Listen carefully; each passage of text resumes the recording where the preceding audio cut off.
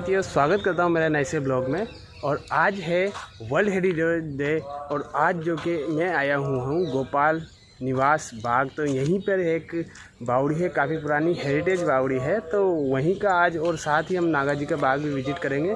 तो बने रहिए इस ब्लॉग में, और ये काफ़ी इंटरेस्टिंग होता है। और चलिए शुरू करते हैं इस ब्लॉग को।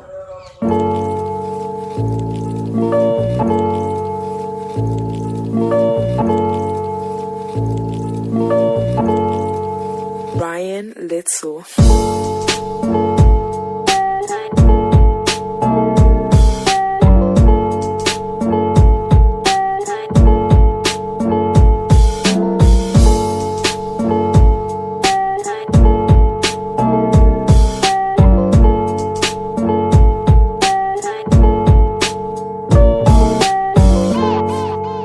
और यही थी पास में गोपाल निवास बावड़ी, और इसी के साथ बढ़ते हैं आगे की तरफ। शहर के बाहर भी कई सारी बावड़ियाँ देखी हैं और भारतीय की जल संस्कृति जो है देन है यहाँ पर।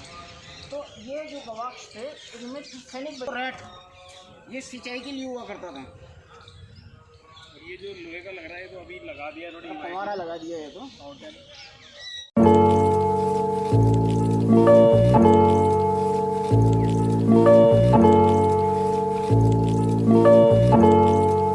Ryan Litzel.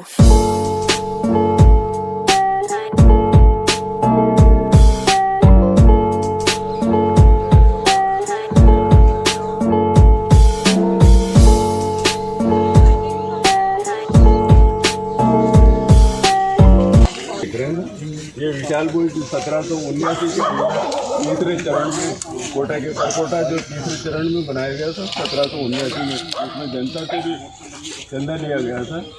और जालम सिंह उस वक्त कोटा के दीवान हुआ करते थे तो, और मराठों के भी आक्रमण होते थे, तो उनसे शहर की पब्लिक को बचाने के लिए उन्होंने ये परकोटा विशाल बनाया। और उस वक्त ये विशाल परकोटा पूरे राजस्थान के अंदर मशहूर था अपनी विशालता के लिए। तो ये यहाँ पर जो बना है कोने के ऊपर सड़क के किनारे, वो तो है लक्ष्य बुर्ज। ये दूसरा बड़ा बुर्ज है। लक्ष्य बुर्ज के ऊपर बलमदेज नाम की तोप स्थापित थी जो चलाई जाती थी दिन में, और दूसरे के ऊपर बाला तोप थी।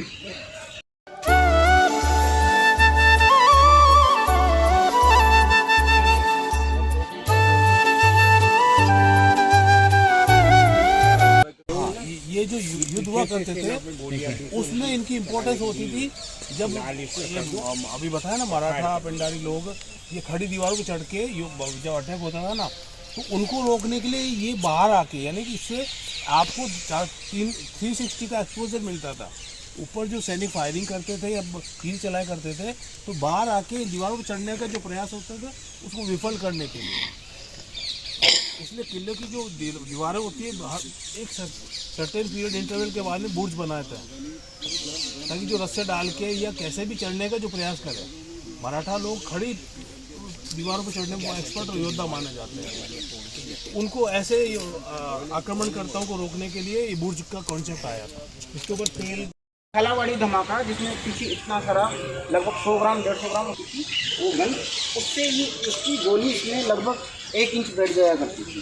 तो उससे वहाँ से फायर किया जाता था और सैनिकों को उससे हताहत किया जाता था। तो उसमें भी जो LG का जो कारतूस आता है, जिसमें लगभग 40 वो छर्रे होते थे, उस तरह के इसके रांगा के छर्रे डाले जाते थे और वो फायर किया जाता, तो वो इस तरह फैलता था। फैलने की वजह से काफ़ी सारे सैनिक हताहत हुआ करते थे।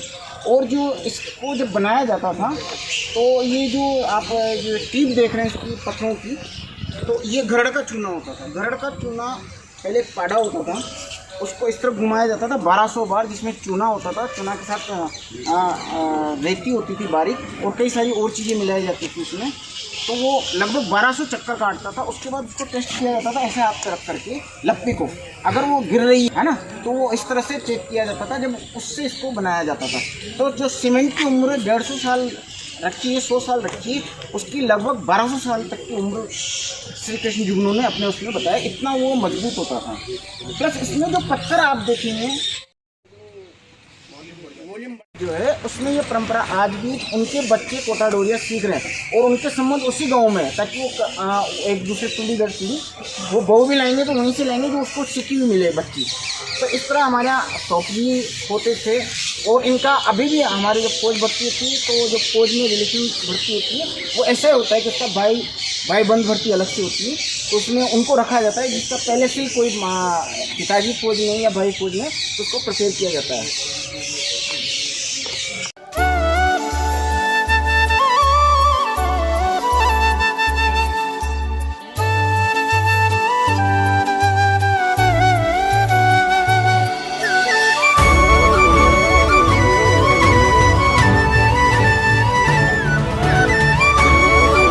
तो कोई बंद कर दिया और हमारा दुर्भाग्य ये रहा कि यहाँ खारी बावड़ी हुआ करती थी, मीठी बावड़ी हुआ करती थी, दोनों अंतर की बहुत अच्छी बावड़ियाँ थी, वो खत्म हो गई। तालाब बहुत परंपरा के अंदर बहुत महत्वपूर्ण जगह रखा करते थे और उसकी भी पाल पे बहुत सारी खूबसूरत कलाकारी हुआ करती थी।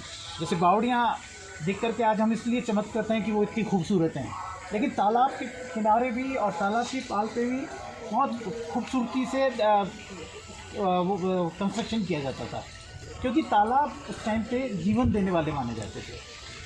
और कोटा शहर के अंदर, कोटा के पास से चंबल नदी गुजरने के बावजूद यहाँ पर 14 तालाबों का निर्माण कराया गया है, क्योंकि जो बोरावास जो जगह है जहाँ से हम होकर के रावतभाटा जाते हैं, वो उसकी ऊंचाई कोटा से 80 फीट ज़्यादा है।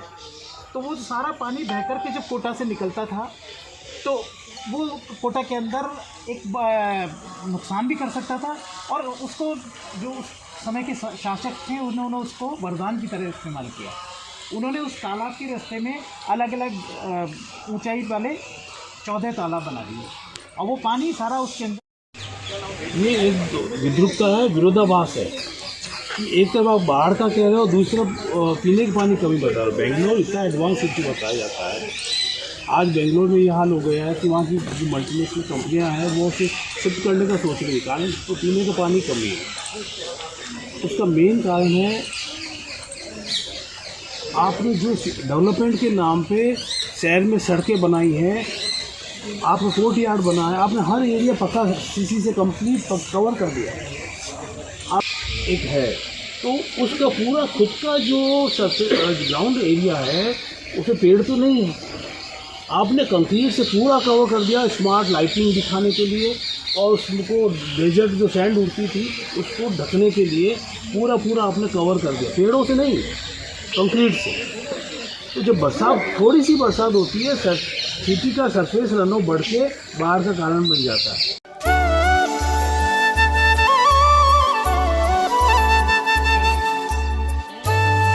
तो आज का वर्ल्ड हेरिटेज डे, तो साथ ही यहाँ पर सेंट्रल अकेडमी के कुछ स्टूडेंट हैं, तो इनसे भी पूछते हैं कि किस प्रकार का ये जो हेरिटेज वॉक रहा, तो उसके बारे में कुछ बताएंगे। कौन कौन से मोनूमेंट्स और कुछ जो कि बावड़ियों और तालाबों इनके बारे में बताया गया था। हाँ, तो अपन पहले थे गोपाल निवास, तो वहाँ किस प्रकार का अपना ये टूर रहा?